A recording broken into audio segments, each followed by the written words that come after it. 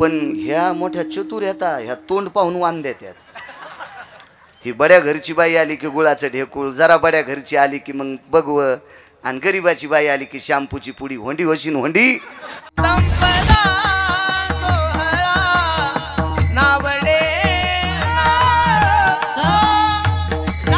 आता भिनव वाग्विलासिनी जे चातुर्यार्थ कला कामिनी, ते श्री शारदा विश्वमोहिनी नमिली मिया. नदी दिव्य गोदा तटीचा विलासी, सदा प्रिय जो सज्जना वैष्णवाशी. जया वर्णिता प्रेमात्यंत चित्ता, नमस्कार माझा श्री गुरु एकनाथा. आगी लागो तया सुखा, जेने हरिनये मुखा. मज होत का विपत्ती, पांडुरंगरा हो चित्ती. प्रस्तुत प्राप्त प्रसंगी निवडलेला अभंग. विश्वमान्य, विश्वभूषण, विश्वाधिकार, विश्वप्रिय, चिन्मय स्वरूप असणारी अधिकार संपन्न साधू श्रीमंत श्री जगद्गुरु तुकोबाराय यांचा मागणीपर प्रसंगातील प्राप्त प्रसंगी निवडलेला अभंग. विठाला विठाला विठाला विठाला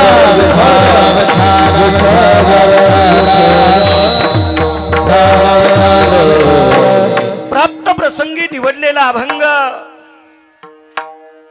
देहूतील मालकांचा आहे. ते यंत्र बंद करा ते आता.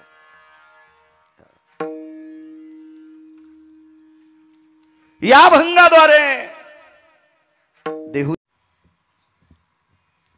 मागणी मागत असताना पंढरपुरातल्या मालकाला तिळा इतका सुद्धा त्रास नाही. मागायला माणसं आल्यावर देणाऱ्याला कसं होतंय फक्त देणाऱ्यालाच कळत असते. कशा पद्धतीची माणसं मागायला येतात. पण या अष्टादश लोकांनी दुसऱ्याला घाम येईल असं काही मागितलंच नाही. कधी मागावं, कोणी मागावं, किती मागावं, कशाकरता मागावं हे ज्याला कळतंय त्याला संत म्हणतात. आम्हाला जरी तुम्ही संत म्हणत असाल तरी आम्ही फक्त परमार्थातले शिक्षक म्हणता येईल. संतांच्या यादीत नाहीत. कोणाला राग येऊ बी नाही. आणि जरी एखाद्याला या शब्दाचा राग येत असेल तर तो तुकोबारायच्या कडव्यात बसला पाहिजे. ऐसा कोणी दावा हे जया नावडे, ऐसा कोणी दावा हे जया नावडे, ऐसा कोणी दावा हे जया नावडे, ऐसा कोणी दावा हे जया नावडे. कन्या पुत्र घोडे दारावर, पुत्र घोडे दारावर, पुत्र घोडे दारावर. ऐसा कोणी दावा हे जया नावडे, कन्या पुत्र घोडे दाराधन. नाही बसत. एक जण म्हणला मी घोड्यावर बसलो नाही ना. आपण सगळे घोड्यावरले. तदेव लग्नन सुदिनं तदेव, ताराबलम चंद्रबलम तदेव.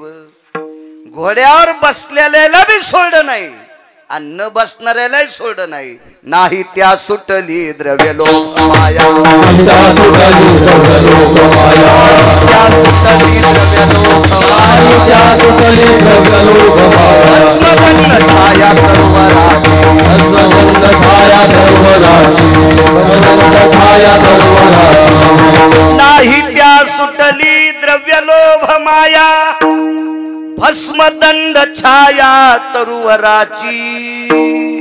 कशात न कशात गुतीलेच. त्याच्या घरात आम्ही अगोदर म्हणलेलं कोणी अंगाला चिटकून घ्यायचं नाही.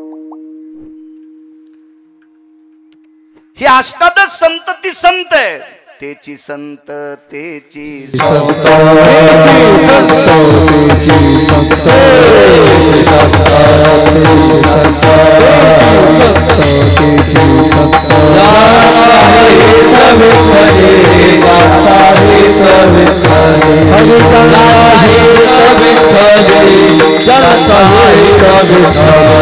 जय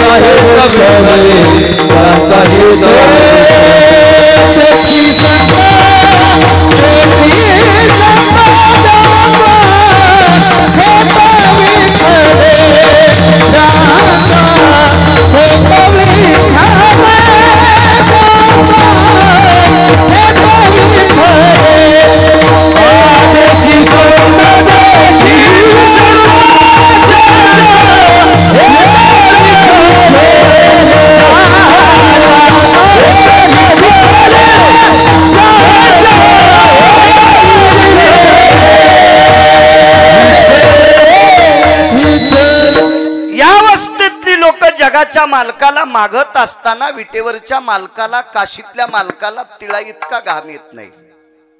आम्ही जर मागत राहिलो ना तर एखाद्या वेळेला, आता ते आमचे नशीबच फुटके, ती पात्रताच नाही देवाला मागायची, पण आधा कदा जर आली तर देव पण तोंड घशीत येईल.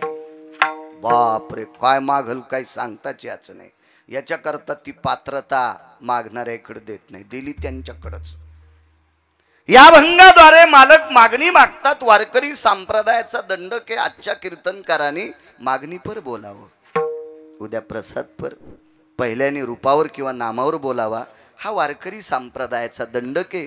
जुन्या परमार्थातल्या आधर्यू लोकांनी तो टिकवलाय.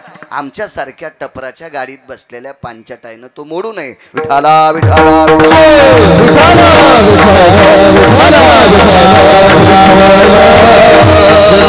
या भंगाद्वारे मागणी मागतात. आगीला गो तया सुखा. तुकोबर आहे देवाला म्हणतात, करा थोडासा कडक करा, मॉनिटरला त्या आवाज. देवा त्या सुखाला आग लागो, विको कमी केला तरी चालेल, फक्त कडक करा. देवा त्या सुखाला आग लागू दे. कोण्या सुखाला? जे सुख मला देवाचं नाव घेऊ देत नाही. जेने हरी नये मुखा तया सुखाग लागो. आगी लागो तया सुखा. जेने हरी नये मुखा. जेने हरी नये मुखा तया सुखाग लागो.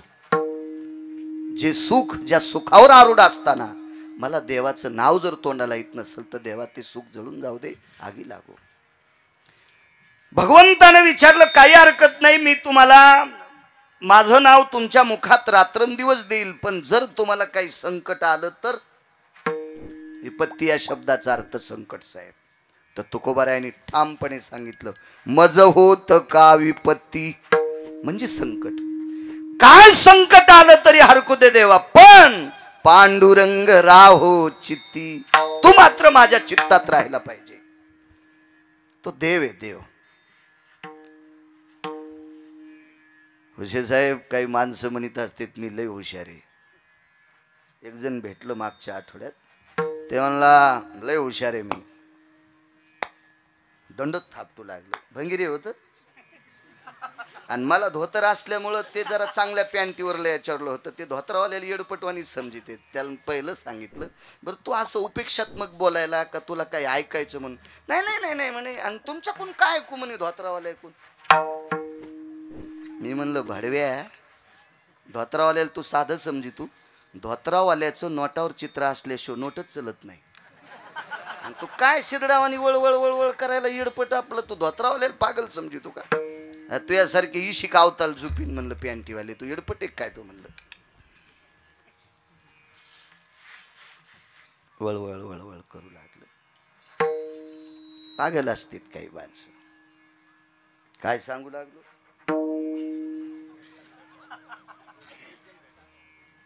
हो, पण कशासाठी भेटला ते माहित नाही. तुम्ही एक मानन, तुला कशाला बसिलय इथाला.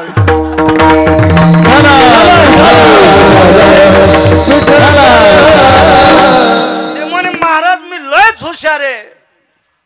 मी काय ऐकलं नाही बदरी, त्याचं नाही ऐकलं. ते मागून म्हणला, महाराज तुम्हाला काय सांगायचं, माहीत का चालू जिल्ह्यात कोणी नाही. त्याला मी म्हणलं, नालाय का, तू जर जिल्ह्यात एक नंबरचा चालू आहे तर ज्यानं तुला जन्माला घातलं तो किती चालू असेल याचा विचार कर ना थोडासा. तर तुझ्यापेक्षा एक काकणभर शिल्लकच असेल का नाही. किती देव चतुर आहे लक्षात घ्या. तुकोबारायांनी मागणी मागितली, देवा जे सुख मला देवाचं भजन करू देत नाही ते सुखाला आग लागो. भगवंतानं सांगितलं देऊन टाकतो. पण हे नामस्मरण भजन करत असताना जर तुम्हाला संकट आलं तर तुकोबाराय म्हणले मज होतं का विपत्ती, काही संकट आलं तरी मी झेलायला तयार आहे, तू माझ्या चित्तात राह. तरी पण देव किती हुशार आहे. देव चतुर जाणोनी अंतर वर्ततसे किंवा चतुरा तो शिरोमणी गुण लावण्याची खाणी मुकुट सकळामणी धन्य तुची विठोबा. देव चतुर आहे, त्याच्यासारखा चतुर जगात कोणीच नाही. मग अशा चतुर भगवंतानी प्रश्न केला, तुकोबाराय माझं भजन करण्यासाठी शरीर तर मानवी लागेल, माझं भजन करण्यासाठी तुम्हाला शरीर देहा मानवी लागल. मग माणूस म्हटल्याच्या नंतर जात आली, बघ तुम्हाला कोण्या जातीत जन्माला घालू. ती एकदा नामदेवरायला सुद्धा असा प्रश्न होता.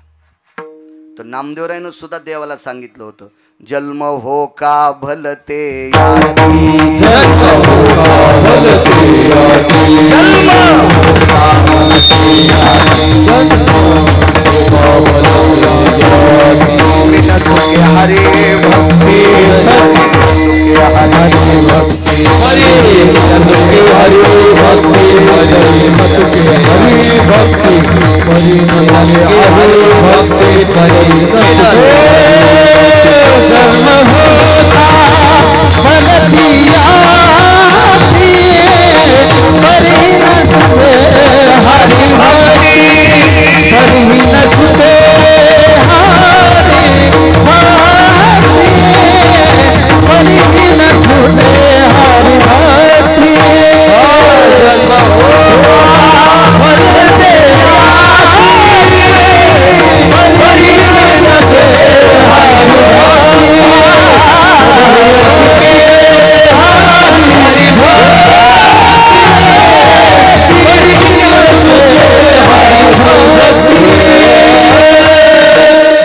जन्म हो का भलते याती, कोण्याही जातीत जन्माला घाल, मात्र मला हरिभक्त कर.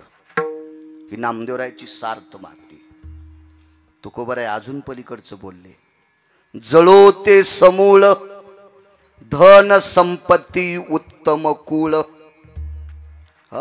देवा मला जर तू उत्तम कुळात जन्माला घालीत असेल, जर मी भजन करीत नसेल तर ते माझं कुळ पण जळून जाऊ दे. एका ठिकाणी तर इतकं गोड बोललेत, उत्तम कुळी जन्म क्रिया मंगळ बुडविले कुळ उभयता. उत्तम कुळात जन्माला आहे आणि काम हलकटवाणी करायला आहे, अख्ख्या कुळाला मातीत घालत असते ते बदमाश लोक. अख्ख्या कुळाला. तुकोबाराय म्हणले, देवा मला जातीच्या फंद्यात पाडू नको. माझ्या सोप्या भाषेत सांगू का, मराठवाडी भाषेत. तुम्हाला एखादी जात सापडली का त्या जातीत लोक दारू पित नाहीत? एखादा पेशंट आला का असा तुमच्याकडे, बाई साहेब तुमच्याकडे आला का, ए बद्री तुला दिसला का एखाद्या जातीतला माणूस? प्रशांत गुरुजी तुम्हाला, नागरे सर भेटला तुम्हाला, महाराज भेटली एखादी जात की त्या जातीतली माणसं दारूच पित नाही? अशी औषधाला तर जात नाही सापडायची. आणि अशी जात जर सापडली तर त्या जातीच्या चपलाचं मंदिर बांधे तुम्ही. हे व जन्मास्तित मिथ्या नास्तिको धर्म भय व्याप्ती नाम यत नष्टो चारा भयो देहत्रयास्त किन्मुखा. हे काय गांजा फुकेन लिहिले का? जगात अशी एक भी जात नाही की त्या जातीत भ्रष्ट माणसं नाहीत. जगात एकही जात नाही की त्या जातीत सात्विक माणसं नाहीत. प्रत्येक जातीत सात्विक माणसं आणि प्रत्येक जातीत भ्रष्ट माणसं. म्हणून ही लोक हुशार होती. देवा जळो ते समूळ धन संपत्ती उत्तम कुळ. कशाला जातीच्या चौकटीत? मला जातीच्या चौकटीत लग्न कार्यात पोरापोरीचे लग्न करण्यापुरतं बस जा. व्यवहारासाठी जात काय करायची? एखादच तुम्ही धरतात का मुसलमानाच्या बाया? होय द्वारकाबाई, मंजुळाबाई, कस्तुराबाई, वात्साबाई, अंतिकाबाई, एखादीचं तर नाव मी घेतलेलं असलच नाही. कोण धरत एकादशी चतुर्थ्या? आपल्या बायका. मुसलमानाच्या बाया धरत्यात का? नाही. मग केळ कोणी किती सफरचंद कोणी किती मुसलमान. मग एकादशीच्या दिवशी सफरचंद खाताना सतार गावसाला का यावराला काय करायची जात. हुशार अधिकारी लोक होते. देवा जळो ते समोर, जातीच्या चौकटीत पाडू नकोस मला. जीनच्या पॅन्टीवाल्याला सांगतोय, कोणाला उच्छेदून बोलो जाऊ नका. टोल नाक्यावर टाळ्या वाजणारी माणसं कोण्या पंथातली? तृतीय पंथातली. चला तुम्ही किती अंतकरणाने मानता बिचारायला? ते ज्या कुळात जन्माले त्या कुळातली माणसं मानत असतील का? आई वडील मानत असतील का? पाहुणे रावणे मानत असतील? नाही नाही नाही. पण पंढरपुरातल्या मालकांनी त्यांना मानले. त्यांच्या कुळातला एक व्यक्ती कान्होपात्रा खोदू पिंजारी तो दादू भजनिया भेदू हरीचे पायी. खोदू आणि दादू याच्यापैकी एक किलिंबे होता, नपुसक होता, तृतीयपंथी होता. पण या पवित्र भारत देशातल्या प्रत्येक वारकऱ्याला सकाळच्या काकड्यात त्याचं नाव घ्यावंच लागतंय, घ्यावंच लागतंय. एक जण म्हणला मी घेणार नाही, पंढरपुरातला मालक म्हणला मग तू सुनता करू, तू या संप्रदायात राहायच्या लायकीचं नाही. आहे का हिम्मत त्याचं नाव काढायची? का नाही? कारण कुण्याही जातीत, कुण्याही पंथात, कोण्याही स्वरूपात जन्माला आलेली माणसं देवाला आपलंसं करणारी आहेत. म्हणून तुकोबाराय म्हणले जळो ते समूळ. अजून एक पुरावा आहे का? कबीर मोमीन लतिफा मुसलमान सेना नावी जान विष्णुदास. मोमीन म्हणजे पानं ऐकणाऱ्याच्या कुळातला माणूस, मुसलमान. इतकं भजन केलं, इतकं भजन केलं डॉक्टर साहेब. भजन करता करता ईदभर पोटाचा धंदा होता, तो धंदा होता शेलाई नाहीचा. पण भजन करता करता शेलाई नाहीचा, ते शेला इतका पवित्र झाला, ज्याला इकला त्याच्या घरी जाऊन भजन करीत होता. ठाई ठाई शेल्यावरती दिसे राम नाम ग.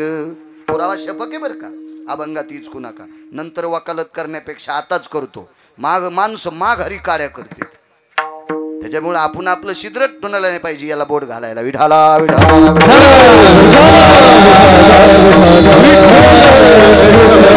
होते मालक म्हणले देवा चलो ते समूळ. आणि पैसे जरी मला देवाचं नाव घेत नसतील, घेऊ देत नसतील, तर ती संपत्ती पण जळो म्हणले. ती संपत्ती पण नकोय. काय मागितलं शेवटच्या कडव्यात? तुका म्हणे देवा रे, तुका म्हणे देवा जेने घडे तुझी सेवा. एकच देऊन टाक मला, फक्त तुझ्या नामस्मरणाची भजनाची सेवा घडावी, याच्या व्यतिरिक्त काही देऊ नको. हा साधा सोपा सरळ अभंगाचा अर्थ. झालं कीर्तन. विठाला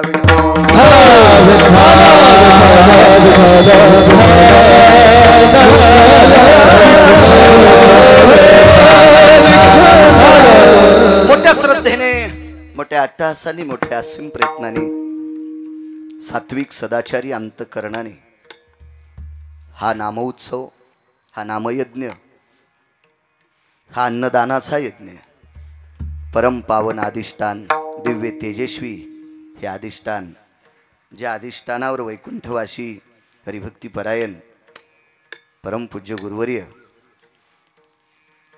कृष्णाजी महाराज व्यवहारे अशा महान महात्म्याने या ठिकाणी साधना केली. हे ठिकाण अधिष्ठित केलं, परम पावन ठिकाण. या ठिकाणावर चालत असलेला हा ज्ञानोत्सव, हा नामाचा अन्नदानाचा यज्ञ, अशा परम पावन यज्ञात आजच्या 7व्या दिवसाचं कीर्तन करण्याचा योग गिरगावच्या बाळूला लाभलाय. हे माझं परम भाग्य. कृष्णाजी बाबा सेवाभावी ट्रस्ट, सप्ताह कमिटी, श्री क्षेत्र पावनधाम आश्रम व पंचक्रोशीतील सर्व भक्त परिवार यांच्या वतीने चालत असलेला हा नामयज्ञ. आणि ह्या नामयज्ञात माझ्यासारख्या सर्वसामान्य व्यक्तीला आज इथे कीर्तन करण्याचा योग येतो. माझं सुद्धा महत् भाग्य आहे. उपस्थित दोन्ही मृदंगाचार्य चंद्रसूर्यासारखे तेजस्वी, एक एकावन्न बळी अशा परम पावन मृदंगाचार्यांना साष्टांग प्रणिपात. महाराष्ट्राच्या मातीमध्ये ज्ञानोबाराय तुकोबारायच्या नामाचा जयघोष करणारी ही वारकरी मंडळी. वारकरी बरं, मला गुणीजन नाही म्हणा वाटत, कारण गुणीजन सिनेमात पण असू शकतात, गुणीजन लोकनाट्यात पण असू शकतात. म्हणजे असं अपभ्रंश नकोय. म्हणून माझी वारकरी मंडळी आणि याच संप्रदायात उद्या भविष्यात ज्ञानोबराय तुकोबरायच्या नामाचे पवाडे सांगणारे हे वारकरी शिक्षण संस्थेतले विद्यार्थी, ही सगळी नामधारक यांच्या चरणी साष्टांग प्रणिपात विनेकऱ्यासह दुसरा एक मुद्दा सांगतो. 5 कोटीचं दुकान डॉक्टर साहेब, पण गिराईकच नाही. काय त्या दुकानाला किंमत आहे? दुकानदाराचा गिराईक आहे आणि वक्त्याचा देवस्रोत आहे. तुमच्या सगळ्यामुळं मी बरा दिसतोय. तुम्ही बसलेली सगळी जी आहेत ना, तुमच्यामुळं मी बरा दिसतोय. म्हणून माझ्या आळंदीतल्या मालकांनी तुम्हाला भगवान शिवशंकर उपमा दिली, प्रभू तुम्ही महिषाची मूर्ती. आणि किती जरी मोठा वक्ता असेल आणि त्याच्या पुढे श्रोते बसत नसतील तर तो कसा शोभेल? म्हणून तुम्ही आमचे देव आहात. तुमच्याही चरणी प्रणाम मी करतोय, नवल नाही. आळंदीतले मालक प्रणाम करतात. विठाला विठाला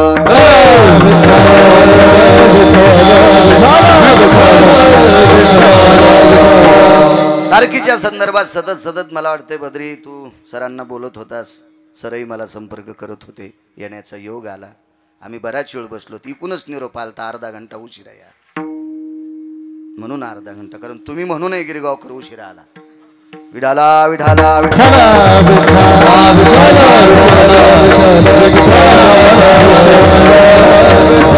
एक कॅमेरावाले तुम्हालाही धन्यवाद. माझ्या लग्नात नव्हता तुम्ही इतके लावले, चांगली गोष्ट आहे. लाई जा अभंगाचं कडवट टाकी जा. तुम्ही मोठी वाट लावता, कष्टात इंजेक्शन आणलं असं नका करीजा. तसे चांगले आहेत म्हणा तुम्ही, चांगले आहेत. लाईचा खरं धर्माचा प्रचार करीजा. काय ताने आमच्या हौदात पाणी येतं उरक, तुम्ही प्या. आमचा जे दिवशी हौद कोरडा होईन ते दिवशी निघाला बाळ्या तूर कापायला. विठाला विठाला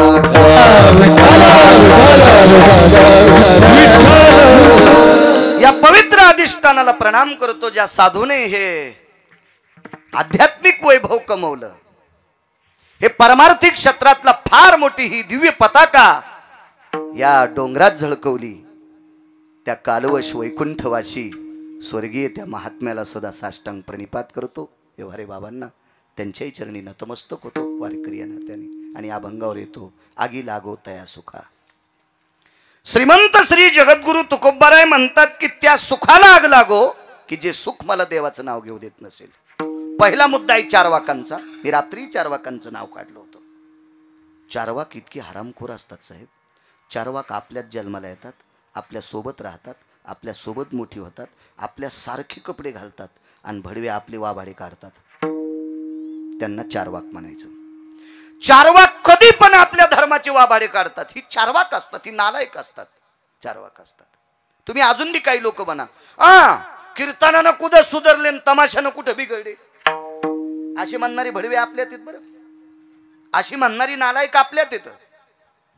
यांना चारवाक म्हणायचं. ही आपली जरी असतील तरी चारवाक आहे. हे चंद्र सूर्य निर्माण झालेत का, हे विश्व निर्माण झालं का, त्यावेळेस पासून या नालायकांची संख्या आहे. अशा एका चारवाकांनी प्रश्न केला, का हो तुकोबाराय म्हणतात सुखाला आग लागो, सुखाला आग लागो, मग या संतांकडे सुख आहे का? त्याला माहित आहे का नालायकाला संतांकडे किती सुख आहे? ज्याच्या कृपेने साहेब विश्व चालतंय ना.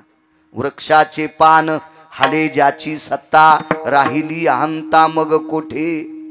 हो तुझी या सत्तेने वेदाशी बोलणे, सूर्याशी चालणे तुझी या बळे. आता बिना मंडपाची सावली दिली का नाही? किती पुस्तकं वाचणारी इथं आल्यावर सूर्य उघडा पाडीन. किती किती पुस्तकं वाचल्या सूर्य उघडा पाडू शकते. आणि जर ऊन पडल्या माऊली तो करू शकतो सावली? नाही ताकद. ही पंढरपुरातल्या मालकात ताकद आहे, ही काशीतल्या मालकात ताकद आहे, बाकी नाही कोणात ताकद. ही त्यांच्यात ताकद आहे. मग ऊन पाडायची, शिराळ पाडायची, पाऊस पाडायची, गारा पाडायची, कोणात ताकद आहे? त्याच्यात आहे, त्याच्यात आहे, त्याच्यात आहे. तो मोठा किती असेल याचा विचार करा ना. त्याच्या मोठेपणाचं माप काढायला आपल्याकडे तराजू आहे का? नाही. अजून एक मोठेपण सांगू का त्याचं साध्या भाषेत? कळेल, रुचेल, पचेल अशा. जास्त मी अडचणीत हात घालीत नाही, इचू निघत असते. कशाला उगा अडचणीत हात घालायचं? आपलं सोपं सोपं सोपं बोललं पाहिजे, उगा जास्त काय नाही. हा, तुम्हाला आणि मला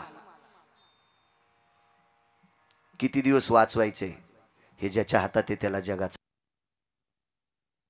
मंडळींना की देवाकडे जर सुख असतं तर वैकुंठातून संतांच्या सदना सुखाकारले देव वेडावला, या सुखाकारले देव वेडावला, वैकुंठ सोडून सौत सदनी राहिला,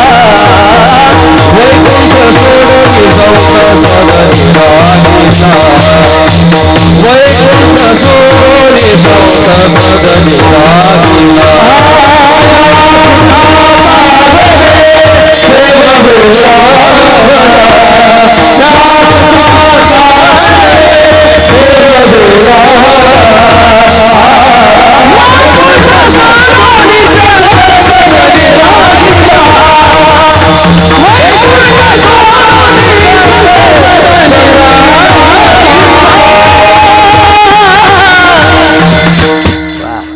सहज नाव विसरलं.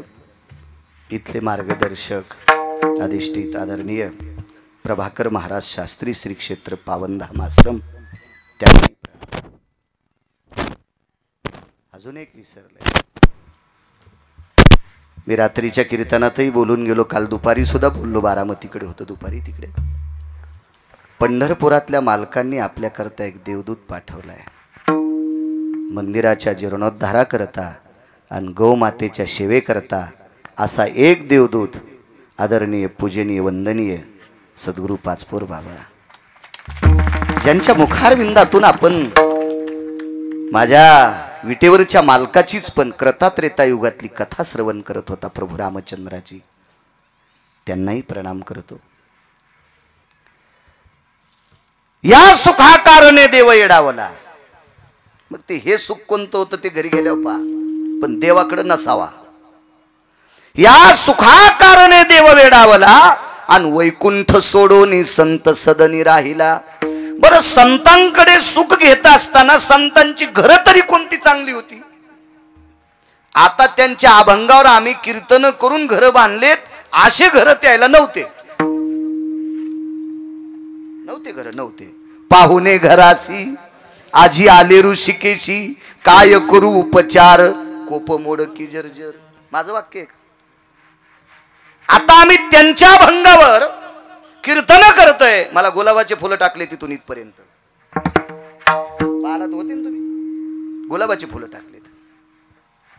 नाना प्रकारचं जेवायला काय होतं, यांच्याकडे देव जात होता आणि देव यांच्याकडनं सुख घेत होता. त्यांची इथं खाला काय होतं, दरदरीत पाण्या माझी रांधियल्या कन्या. महाराष्ट्रात एखादं घर असेल का त्याची इथं पानपुडा नसेल? इकत घ्यायचं काम नाही ना. सक्रातीला ह्याची कुणी केलं द्याल्यात. हो, आता तुम्हाला सांगतो, भांडे घासायच्या घासणे इकत घ्यायचं काम नाही. हो, आमच्या इथं संक्रांतीला इतक्या शॅम्पूच्या पुढे आल्या की आम्ही गाडी पण शॅम्पूच्या पुढे न धुतो. काही दिवसाला यायनं गहू ज्वारीन गॅस वाटावं म्हणजे बस झालं, म्हणजे बाळाला पुन्हा ताण नाही कशाचा. पण ह्या मोठ्या चतुर येतात, ह्या तोंड पाहून वान देतात. ही बड्या घरची बाई आली की गुळाचं ढेकूळ, जरा बड्या घरची आली की मग बघवं, आणि गरीबाची बाई आली की शॅम्पूची पुडी. होंडी होशीन होंडी, विठाला विठाला.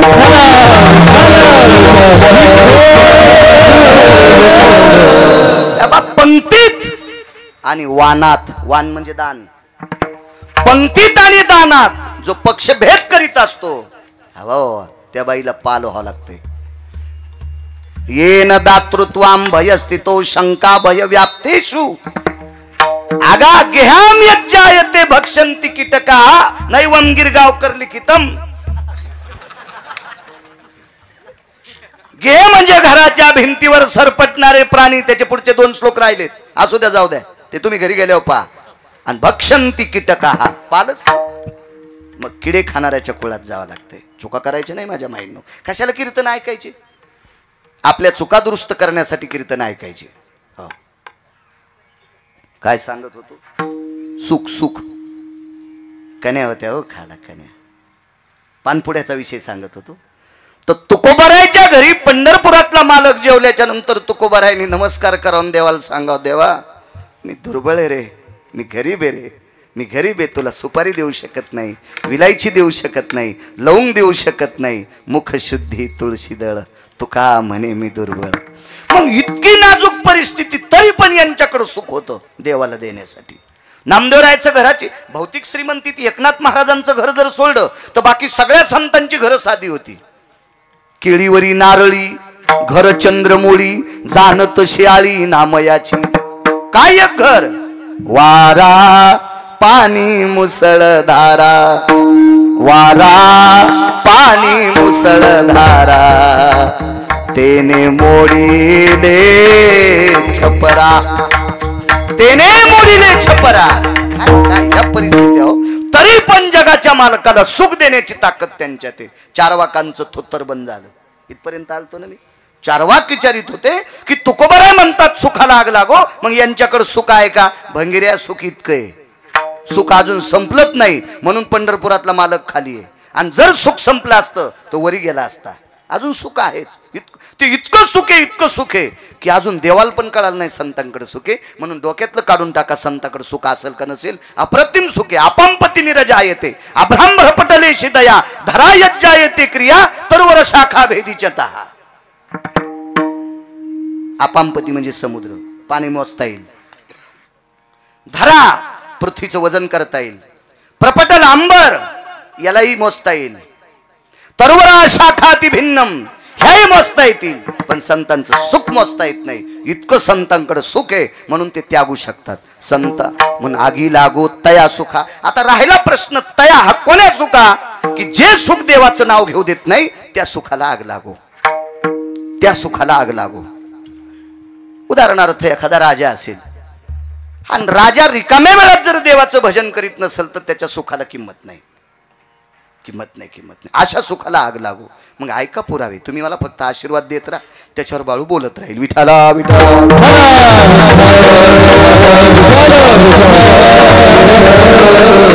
एक माणूस म्हणला काय सांगायचं महाराज, लग्नाच्या आधी बऱ्यापैकी सुख होतं, पण काय झालं लग्न झाल्यापासून फार आणा पाठीमागे लागला महाराज. काही सप्त्याला येणं होत नाही, तुम्हाला फोन करणं होत नाही, काहीच नाही. काय महाराज लय ताण लय व्याप, काय सांगायचं. त्या 7-8 म्हशी 9-10 गाई, ते दूध नेणं पेंड आणणं, ते पैसे. अहो महाराज बँकेत टाकायला वेळ नाही. अरे बापरे, रावणाचा चुलताच आहे. कोणाला सांगायला, गिरगावच्या बाळ्याला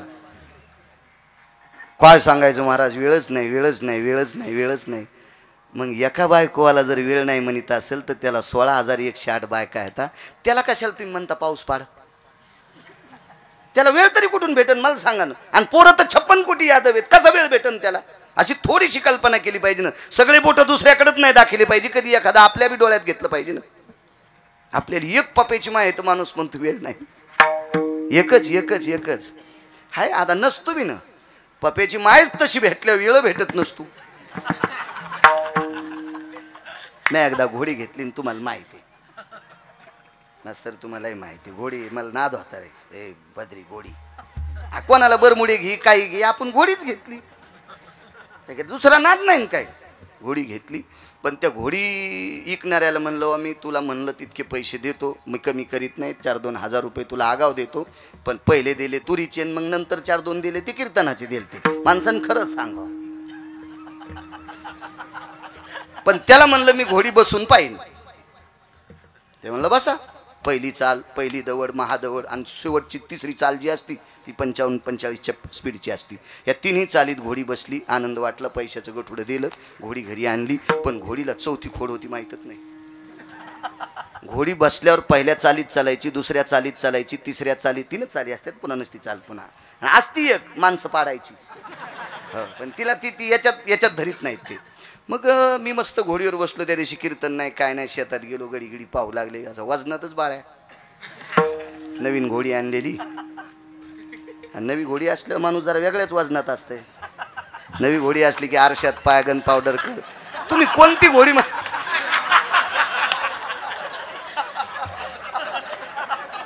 ए बद्री, तू गैरसमज करून घेऊ नको रे. मी घोडी म्हणायलो, घोडी. हे असं होतं बघा विठाला.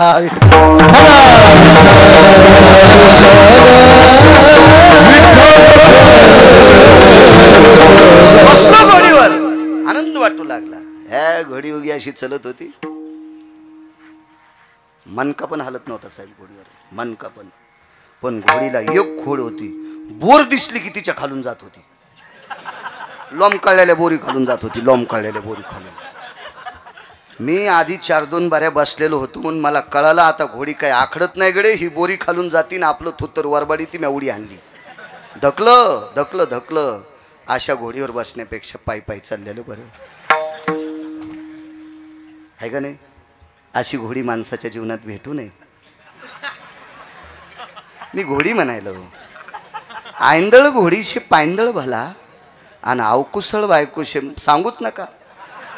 वैकुंठवासी बापूसाहेब मालक दिंडी क्रमांक 15चे मालक म्हणायचे, आयंदळ घोडीशे पायंदळ भला आणि अवकुसळ बायकोशे रांडका भला. मी नाही म्हणायचो, ते म्हणायचे. मग अशी जर असल तर वेळ देत नाही भजनाला, अशी जर असेल तर भजनाला वेळ देत नाही ना. अशा सगळ्या नसू शकतात ना. सगळ्यांनी तेच म्हणावं, मी प्रपंचात आहे, मला भजनाला वेळ भेटत नाही, मला भजनाला वेळ भेटत नाही. मूर्खपणाचं टोक. 1800 बायका साहेब एका व्यक्तीला, 1800 नागरे सर, 1800 कशा होत्या. इथं बसलेल्या माझ्या माईंना सांगतोय, त्या 1800 बायकांमुळे तुम्हाला श्रीमंत पदवी मिळाली.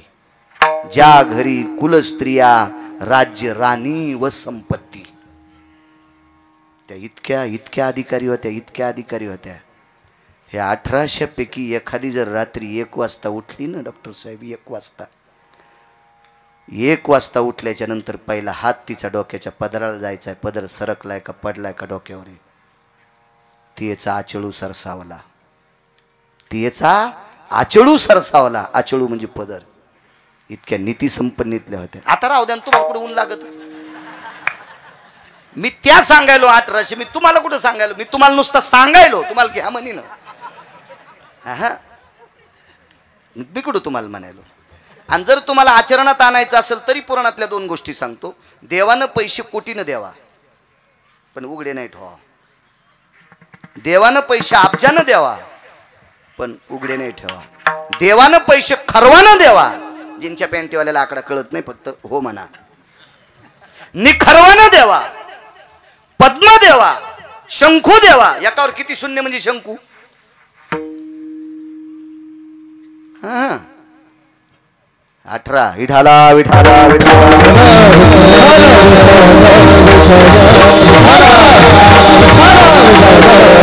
इतके पैसे देवा पण डायरीच्या पुढून नाही ठेवा. पैसे डायरीच्या पुढून उघडे ठेवायची वस्तू नाही. लक्ष्मी झाकलेली असावा. एक देशायाम भारतेषु अंगनास्तताम सर्व कायाम अंबरेषु यत्पुनिता दर्शायाम मात्रेषु स्थिता. जाबाली नावाच्या साधूचं वाक्य. रमा म्हणजे पैसे झाकलेले असावा. देशायाम भारतेषु कामिना म्हणजे स्त्री. अंगा कायानवरधेषु अंबरा. काया म्हणजे शरीर आणि अंबर म्हणजे वस्त्र. सगळं अंग झाकलेली स्त्री असली की तिला नमस्कार जगदंबा म्हणून करत जावा. पैसे झाकलेले असावा आणि या देशाच्या स्त्रीनं जास्तीत जास्त अंग झाकलेला असावा. हा वारकरी संप्रदायाची, पुराणाची, वेदाची, शास्त्राची, ऋषीची, मुनींची मनोगतातली गोडशी कल्पना. विठाला विठाला.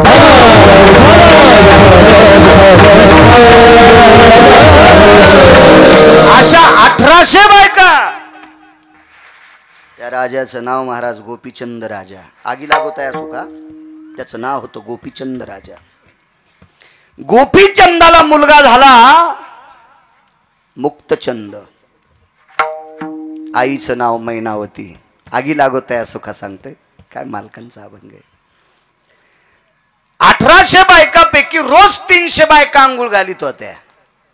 मी काय तिथला सरपंच नव्हतो असं पुराण सांगते. पहावे पुराणी विचारोनी पुराण सांगते. रोज 300 बायका. सनई, चौघडा, सूर, बावनिया चंदनाचा चौरंग, सोन्याच्या फिरक्या, हत्तीच्या दाताचे पाय चौरंगाला. एवढं वैभव होतं त्याचं नाव होतं गोपीचंद. त्रिलोचन राजाचा पुत्र. बापाचं नाव त्रिलोचन, मुलाचं नाव गोपीचंद, त्रिलोचनाच्या नातवाचं नाव मुक्तचंद. त्याच्या पुढचं ऐकायचं का, पण हेच 3 ध्यानात धरा. बस झालं. जास्त गोळ्या घेतल्यावर मला वाटतं रिॲक्शन येत आहे ना, त्याच्यामुळे बस झाले 3. त्याच्या पुढचं पुन्हा कधी पाहू. असा हा गोपीचंद. पण त्रिलोचन नावाचा राजा निघाला. एके दिवशी गोपीचंदाचं स्नान चालू आहे. आई गोपुरावर होती. गोपूर म्हणजे माडीची पडवी, ज्याला आपण सायवन म्हणतो. खालचं वरचं जेवढे मजले असतील तेवढे. आपल्या आताच्या भाषेमध्ये पोर्च म्हणावं लागेल. पोर्च पडवीत होते, पुढच्या सायवानात होते. आणि वरून चौकात आपल्या मुलाचं स्नान आई पाहत होती. सुरसनई चौघडा वाजत होता. काही पत्न्या पाणी घालीत होत्या, काहींनी उठणं लावलेलं होतं.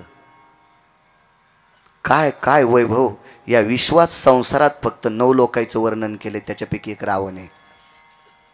आणि 1 नंबरला संसारात सुख कोणी भोगलं असेल तर त्याचं नाव आहे राजा भरत. त्याचं नाव आहे राजा भरत. याच्या भौतिक श्रीमंतीचं वर्णन पैठणच्या मालकांनी गोडस सुंदर केलंय. कधी जर वेळ भेटला, रिकामा वेळ, तर भंगिऱ्याला चाटिंग करण्यापेक्षा चांगल्या माणसांच्या वया वाची जा. देव तुमचं खूप चांगलं करीन. विठाला विठाला.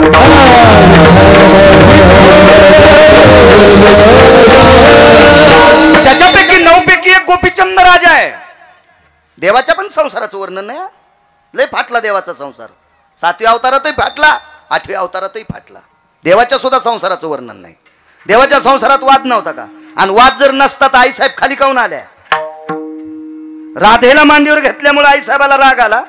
राधेला मांडीवर घेतल्यामुळे आईसाहेबाला राग आला. आणि वैकुंठ सोडून आईसाहेब दिंडीरवनात आल्या. म्हणजे वादिवाद होताच ना. काहीतरी कितीतरी सांगते. वैकुंठवासी श्रीमद भागवतातलं रत्न डोंगरोजी महाराज सांगायचे, भगवंताचा फार वेळेस संसारात वाद झाला. फार वेळेस संसारात. त्याच्यातला 5 वेळेसचा वाद एका संन्याशाने मिटिला. तो संन्याशी भजन करणारा होता, इतकं लक्षात ठेवा. म्हणून भजन करणाऱ्याची बरोबरी ब्रह्मवेत्ता पण करू शकत नाही. आईशे ब्रह्मवेत्ते अपरंपार, तरी भजन करणाऱ्याची बरोबरी करू शकत नाहीत. इतकं तुका म्हणे येथे भजन प्रमाण, आणि काय थोरपण जाळावे ते. इतकी भजन. कारण तो संन्याशी भजन करीत होता. हे आईसाहेब खाली रुसून आलत्या ना, मला ना दे आता हे गव्हाला पाणी देताना गव तुपटीत असतो. नाहीत मला पुढं सारखं ही गरज नव्हती सांगायची, पण ना दे गव तुपटायचा. तर आईसाहेब खाली आल्याच्या नंतर पंढरपुरातल्या मालकाला भजन करणाऱ्या संन्याशानं 6व्या क्रमांकाचा संन्याशी देवर्षी नारदानं सांगितलं, देवा तुम्ही मोठी माणसं आहात आणि मोठ्या माणसाचं चुकल्यावर बारकी माणसं हसत असतात. मोठ्या माणसांनी शक्यतो झाकून झुकून नेलं पाहिजे. नाही म्हणे माझा काही गुन्हा नसताना तिनं खाली कशाला जावा. जाऊ द्या म्हणले, पण मोठ्या माणसानं 2 पावलं रिवस आलं पाहिजे. मग भजन करणाऱ्या नारदासारख्या संन्याशाचं ऐकून भगवान वैकुंठातून खाली आले आणि रुक्मिणीला सांगितलं, रुक्मिणी आता काय ताण घेऊ नको, मी आलो ना. आले मग काय झालं? भजन तर तिचंच आहे राधाकृष्ण. ताण घेऊ नको. आता राधाकृष्ण म्हणायचे नाही, आता विठोबा रुक्माई म्हणते. पण अजून वेळ आहे ना विठोबा रुक्माईला? मला सांगा वेळ झाल्यावर. सांग रे बद्री. इतकं इतकं इतकं इतकं इतकं यावं लागलं का नाही खाली? म्हणजे होती का नाही कोणती गाठी होत्या का नाही संसारात? पण एका तिळा इतकी गाठ नसणारा संसार गोपीचंदाचा. इतका संसार सुरळीत. आईला दुःख वाटलं. गोपुराहून रडत होती. डोळ्यातलं ते पाणी एक थेंब असा पाठीवर पडला आणि तेजाब जसं अंगाला लागावं जितकं चटकानी बसती, विस्तू अंगाला लागल्यावर जशी चटकानी बसती, गरम वस्तू अंगाला लागल्याच्या नंतर जशी चटकानी बसती, तितका पाठीवर असा टर टर टर टर टर टर टर फोडच आला. कासावीत जीव झाला. असं पाहिलं तर प्रत्येक पत्नीनं सांगितलं आम्ही काहीच नाही. वरी पाहिलं तर गोपुरावर आई होती. आई होती. तेवढ्या पत्न्यांना बाजूला लोटलं. करा आवाज करा करा. बाजूला लोटलं आणि जिन्यावरनं गोपुरावर पोचले. वल्ल्या कपड्यानं आईच्या पुढे मांडी घालून राजा बसला. त्या राजाचं नाव होतं गोपीचंद राजा. माय तू का रडतेस? तुझ्याकडे कोणी वामदृष्टीनं पाहिले? एखाद्यानं वाईट जिभेनं तुला एखादा शब्द वापरलाय? आई तुझ्यानं एखाद्यानं कोणी असं वाईट बोट दाखवलंय? नाही रे बाळा, नाही. नाही वाम रसना प्रगल्भेशी. अशी कोणाची रसना प्रगल्भ नाही की त्याने मला वाईट म्हणावा. ये ती चक्षुभय व्याप्ती. असे कोणाचे डोळे ताकदवान नाहीत की ज्यानं तुझ्या आईला वाईट दृष्टीनं पाहावा. ये ती पारणीर भय जायते. अरे एखाद्याचा हात असा ताकदवान नाही, पारणी म्हणजे हात, की त्यानं मला त्याच्या हातानं भय दाखवा. असा हात कोणाचा मला अजून सापडलेला नाही. मग आई तू रडतेस का? मला तुझं दुःख वाटते. आई मी दुःख नाही ना मला, मला 1800 पत्न्या आहेत ग, काय वैभव आहे माझं, माझ्या किती सात्विक पत्न्या आहेत. अगं माझ्या पत्न्यांचं वर्णन ऋषी मुनींनी करावं. या देशातली सर्वात मोठी श्रीमंत संपत्ती काय असेल तर या देशाची स्त्री आहे असं ऋषींनी माझ्या पत्न्यांना बघून पदवी दिली बायकांना. राज्य, राणी व संपत्ती, इतक्या श्रीमंत आहात तुम्ही.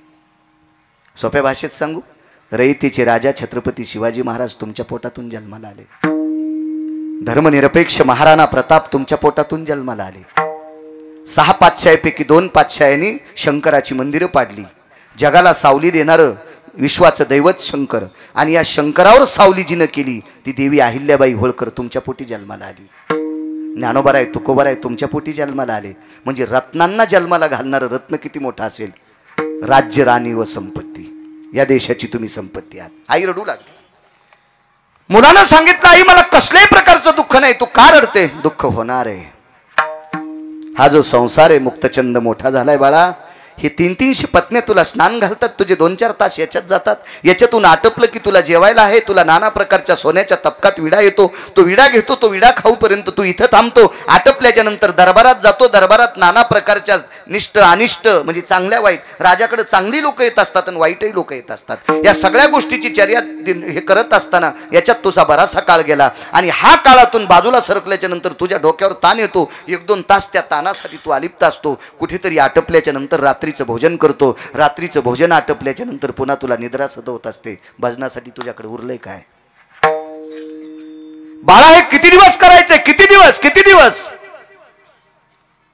कमरेला फक्त कपडा होता, अंग सगळं उघडं होतं. तोही कपडा वल्ला होता. आणि त्या अवस्थेत आईनं उपदेश केला, आणि बाळा आता पुरे झालंय तुझं, पुरे झालंय.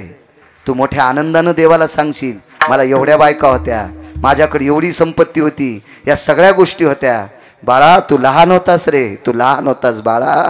ह्या उघड्या डोळ्याने तुला राज्य कमवणारा गाडीभर सरपणात जळून गेलाय. माझी या डोळ्याने पाहिली दीपवाळी, आता पेटवा होळी माये बापा. शेवटची होळी मी तुझ्या बाबाची पाहिली. अरे हर लाकडासारखी जळाली, अंगावरचे रोम गवतासारखी जळाली. याच गोपुरात नशानभूमी दिसते रे, आणि याच गोपुरातून तुझ्या बाबाच्या शरीराला लागलेला अग्नी मी माझ्या डोळ्यांनी पाहिला. बघ डोळ्यात बघ, हे डोळे साक्षीला आहेत रे. तुझ्या आईचे डोळे आहेत रे राजा. बाळा तुझ्या आईचे डोळे आहेत. तू जर यमाला सांगशील, देवाला सांगशील मी ऐश्वर्य भोगलं, यम तुला मारल बरं बाळा. यम तुला मारळ. यमाला दया नाही, नाही त्या यमाशी करुणा. मारी ती झोडी ती तोडी ती निष्ठूर. यमाला दयामया नसती रे बाळा. तो म्हणणार नाही हा राजा होता, तो म्हणणार नाही हा भिकारी होता, तो म्हणणार नाही हा कीर्तनकार होता, तो म्हणणार नाही हा मृदंगाचार्य होता, तो म्हणणार नाही हा भजन्या होता. चुका केल्यावर रट्टे हान तुझी यम भेणार नाही, भेणार नाही, भेणार नाही. मग तुला आताची आताच आपुली आपण करा सोडून तुला काहीतरी तुझं हित करावं लागेल. उपदेश मान्य झाला, उपदेश मान्य झाला. 19 लोकायला 20 मिनिटाच्या आत उपदेश पावला. 20 मिनिटाच्या आत नारदाने वाल्याला केलेला उपदेश, नारदाने वाल्याला केलेला उपदेश 13 मिनिटाचा होता. मी सांगत नाही, पुराण सांगते. रामायणात बघायचं नाही, दुसरं पुराण पाहायचं. रामायण पाहिलं पुन्हा माणसं म्हणतात बाळ्या कशातलं सांगतो, उसातलं. तू वाची जाईन सुमळ्या, कशाला काड्या करतो. तुम्हाला एक सांगू का, दुसऱ्याचे धुणे धुणाऱ्या माणसाला कालांतरानं बायकोच्या साड्या धुवाची येळ येत असती. म्हणून अभ्यास करण्यापेक्षा दुसऱ्याचे खपल्या काढायचं काम नाही केलं पाहिजे. आपल्याला काय करायचं, एखाद्याचा स्वर कमी असेल तर तुमचा त्याच्यासाठी जन्म आहे का? तितका वेळ तिथं घालून तुम्ही रक्त गरम करण्यापेक्षा त्याला डोक्यातून काढून टाका आणि 2 अभंग अजून पाठ करा. कीर्तनकार तुमची पाठ थापतील. काय गरज आहे आपल्याला त्याच्यावर फुकट उकांडे करून दुसऱ्याची? काय गरज नसती, काय गरज नसती, काही संबंध नाही त्याच्यावर.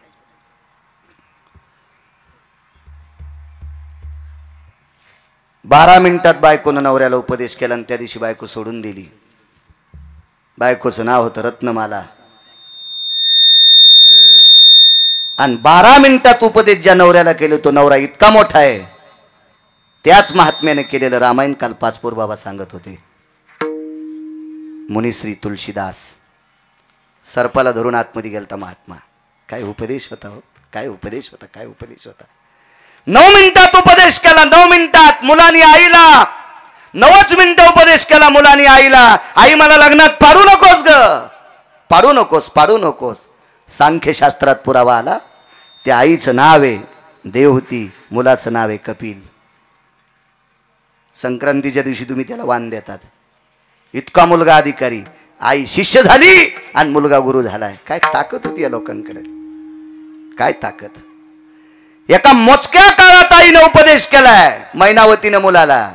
आणि कोनाड्यातला भगवा कपडा घेतला, त्याचे 2 तुकडे केले, एक कमरेला बांधला आणि एका तुकड्याची महाराज झोळी केली. आणि 1 नंबरच्या पहिल्या 1800 बायकापैकी पहिल्यांदा जिच्या सोबत लग्न झाले तिच्या दारात भिक्षाम देहि मा. बायकोला भिक्षा माय म्हणून मागितली. ठस ठस ठस ठस रडू लागली. आगी लागोताय सुका, आगी लागोताय सुका, अभंगावर बोलतोय. ढास ढास रडू लागली. मालक माय पाय धरतो तुझे, आजपासून तुझा माझा मालकपणाचा समन सुटलाय. पटपट पटपट सगळ्या बायकांना भिक्षा मागितली. आईला प्रणाम केला, निघून गेला. एका वनात मुक्कामे. त्या वनात तो रस्ता होता, त्या रस्त्याने एक पांथस्त येत होता. पहिल्या कडेवर बोलतोय आगी लागोताय सुका. काय संतांचं अधिष्ठान होते लोकांचं. त्या रस्त्याने एक व्यक्ती येत होता.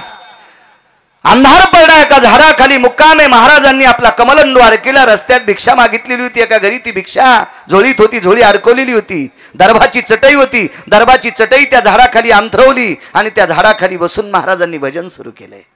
तेवढ्या अवकाशात आवाजाचा ते ध्वनी ऐकल्याबरोबर एक पांथस्त वाटसरू तिथे आला. त्याने विचार केला, पुढचं गाव पाठीमागं लांब आहे, मागचं गाव फार दूर गेले. आता या जंगलात मुक्काम या महाराजांच्या सानिध्यात करावा. आणि त्या वाटसरूनं महाराजाच्या बाजूला स्वतःची वळकटी टाकली. महाराजांनी त्याच्याकडे पाहिलं. तो भिकारी होता, तो भिकारी होता. वाक्य नीट ऐका. तो भिकारी होता, तो भिकार चोट नव्हता. काय होता तो? भिकारी होता, तो भिकार चोट नव्हता. भिकार चोट लोकायचा लय लोकायला त्रास. भिकार चोट परवडत नाही. हजारो भिकारी परवडतात बद्री, भिकार चोट परवडत नसते. हे भिकार चोट, भिकार चोट, इतकी भिकार चोट. हवा बाबा जाऊ द्या, मोठ्या माणसांनी वर्णन करावं त्यांचं, आपली पात्रता नाही. तो भिकारी होता. महाराजांनी लक्षात घेतला हा भिकारी. भिकारी कोणाला म्हणायचं का? ज्याच्या अंतकरणातले 6 बाजूला गेले आणि फक्त पोटाची अपेक्षा करतो 2 टायमाच्या खाण्याची, तो भिकारी. होईन भिकारी पंढरीचा आवार करी. हे असे हे वेगळ्या तत्वातले भिकारी. हो, स्वामी रामांना एक भिकारी भेटला होता.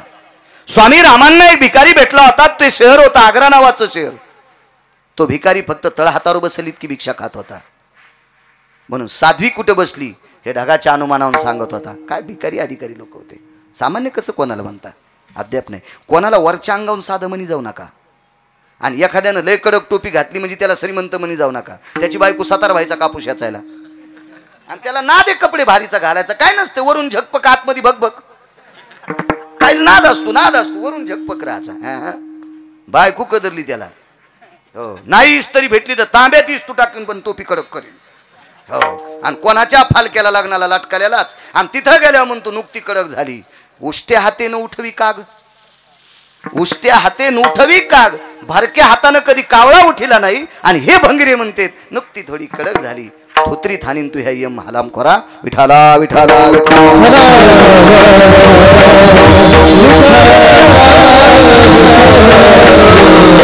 निष्पाप अंतकरणाचा भिकारी. कळेल तुम्हाला तो भिकारी, कळेल.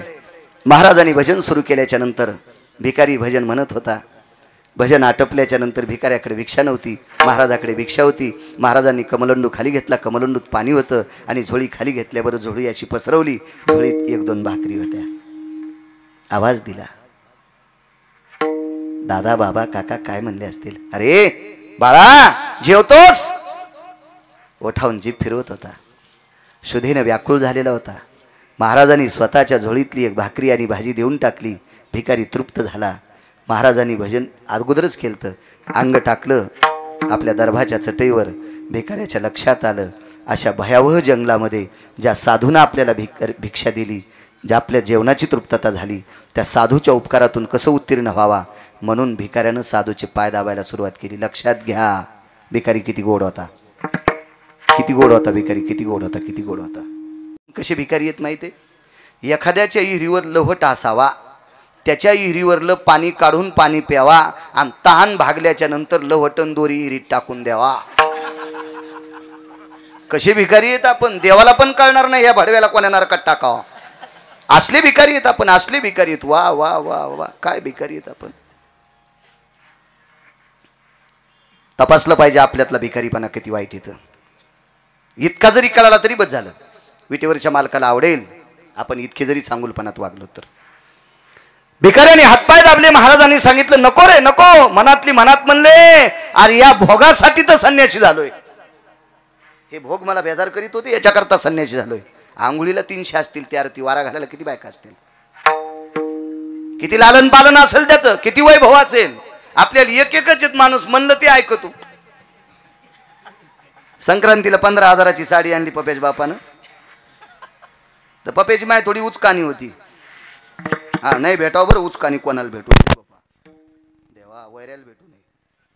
नाही उचकानीचं लय अवघड असतं. मी नाही सांगत, कर्कशे संगती दुःख उदंड फजिती, देऊतले मालक सांगतात. आणि 15,000ची साडी आणल्या पप्याच्या माईने, किती खुश व्हा. अशा दुष्काळात सोयाबीनचा उतार कमी आला, कशालाच उतार व्यवस्थित नाही ना. आणि हरभऱ्याला याचं तर त्याची चिटकलं मागच्या गारानं पावसानं, काही उरमलं काही जळालं काही आता. आणि मग ते घडमोड केली की सगळं कुठंच होत असतो ना, ते इतकं सोपं नाही ना. मग अशा काळात 15,000ची साडी आणल्या पप्याची माईने, किती खुश व्हावं. पण पप्याची माई वचाबाईकडे गेली आणि वचाबाईला दाखिली. वचाबाईल म्हणली बाई आमच्या पप्याच्या बापाने मला 15,000ची साडी. वची अशीच होती. वची म्हणली माय कसं सुत कसं सतरंजीवानीच आहे. पप्याच्या माईचं तोंड जसं मांजरीनं वर खांडलंय. आणि पुन्हा म्हणले बद्री तुला इतका कसं रे. संसारातल्या गप्पा हाणल्यावर खसखस पिकल्यावर पिकायली होत त्याची. कसं रे कसं बद्री, याला बैठकीत घेऊ बरं गेल्या.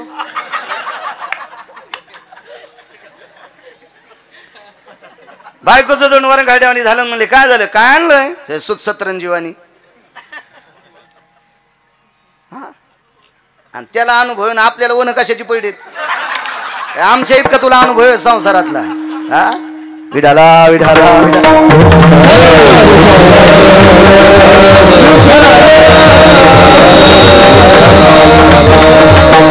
पुन्हा पप्याचा बाप दुकानावर 20,000ची साडी आणली. न्यासावक नाही पप्याच्या माईनं.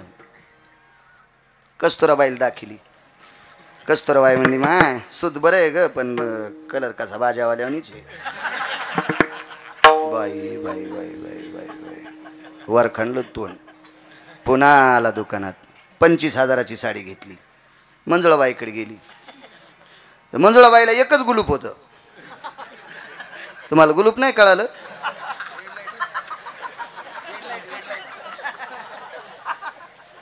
एकच गुलूप. मंजुळाबाई म्हणली माय सूत चांगलंय, रंग चांगलाय, आणि बुट्या कशा ग गोचडावानी.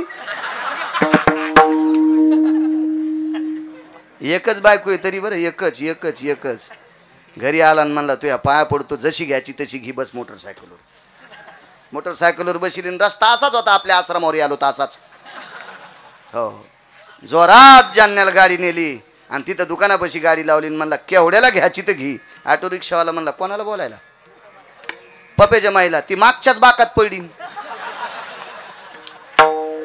माघाल्याच बाकात पडली ती. एक एक एक एक. काय सांगायचं महाराज. हेवा बायको का नाही उठलं की गरम गरम पाणी तोंड धुवायला देती, आंघोळीला गरम टाकी ती. आमची वाड्याला दाढी ती काय हे तिळभर करायचं आणि इळभर सांगायचं. लोयत नाद हो काय काय लोकायला. मला सांगायचं आहे एका बायकावाले जर भोगासाठी इतके उडे हानीत असतील, याला 1800 होत्या जायबाई साहेब.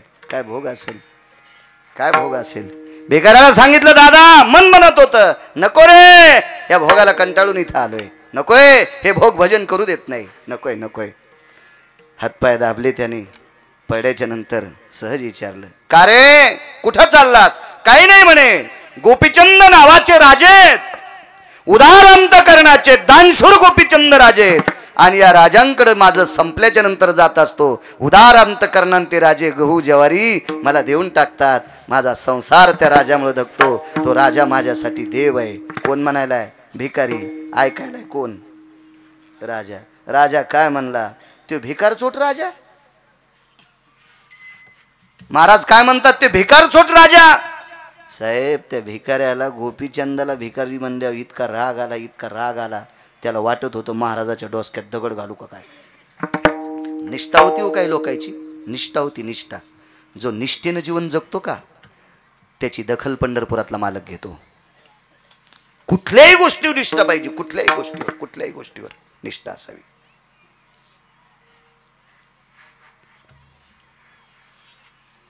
मागे एकदा आपण साहेबांचे काका जात राहिले त्यावेळेला गेलतो. त्यांच्या मनानं ते हॉस्पिटलकडे निघाले, आपल्यालाही आवडलं. त्यांना मी म्हणलं तुमचे काका गेले, तुम्ही जर आता 13 दिवस हॉस्पिटल बंद केलं तर तुम्हाला पुण्य नाही लागणार. रात्री बेरात्री जर एखादा पेशंट आला आणि तुम्ही त्याला तपासलं आणि त्याला गोळ्या दिल्या आणि त्याच्या वेदनातून जर तो मुक्त झाला तर तुमच्या काकांना ती श्रद्धांजली असेल, ती श्रद्धांजली असेल. ती विटेवरच्या मालकाची वारी केल्याचं पुण्य प्राप्त होईल. ज्या त्या क्षेत्रात ज्या त्या माणसानं निष्ठा ठेवली पाहिजे, निष्ठा ठेवली पाहिजे. आपल्या परमार्थातल्या लोकांनी, मृदंगाचार्यांनी, गायकांनी, गायक चुकून शब्द केला, वारकऱ्यांनी आणि कीर्तनकारांनी, भागवतकारांनी, रामायणकारांनी निष्ठा ठेवली पाहिजे. निष्ठा कोण येते, ज्याचं त्याचं मन तपासीन, पण निदान व्यसन केलं नाही पाहिजे, गुटखा नाही खाल्ला पाहिजे, तंबाखू खाल्ली नाही पाहिजे, सिगरेट वळली नाही पाहिजे, निदान इतकं तरी सांभाळलं पाहिजे. याचं कारण सांगू का, लोक आमच्या पाया पडतात हो, पाया पडतात आमच्या. आम्ही कोण्या जातीचे विचारित नाहीत, आमच्याकडे श्रीमंती किती विचारित नाहीत, अभ्यास किती विचारित नाहीत, फक्त ज्ञानोबराय तुकोबरायचा पाईक, गळ्यात तुळशीची माळे याच्याकरता पाया पडतात. एरवी तरी पुशे कोण, एरवी तरी पुशे कोण, आणि पावे देवासाठी मान. आपट्याची पानं एरी शेळ्या खात्यात, आपट्याची पानं एरी शेळ्या खात्यात. अभंगातला पुराय फक्त म्हणत नाही, पण दसऱ्याच्या दिवशी त्याच आपट्याच्या पानाला सोनं म्हणून स्वीकारतात. कोणाला किंमत, दसऱ्यामुळे आपल्याला किंमत आली, ज्ञानोबराय तुकोबरायमुळे महाराज आपल्याला किंमत आहे. आपण गोड वागलं पाहिजे. विठाला विठाला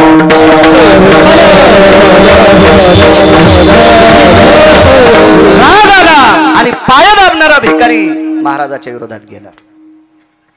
भिकाऱ्याने स्वतःची वळकट उचलली, दुसऱ्या झाडाखाली टाकली. महाराजच होती, त्याने त्याची वळकट उचलली त्याच्याजवळ. 1-2 बऱ्या झालं.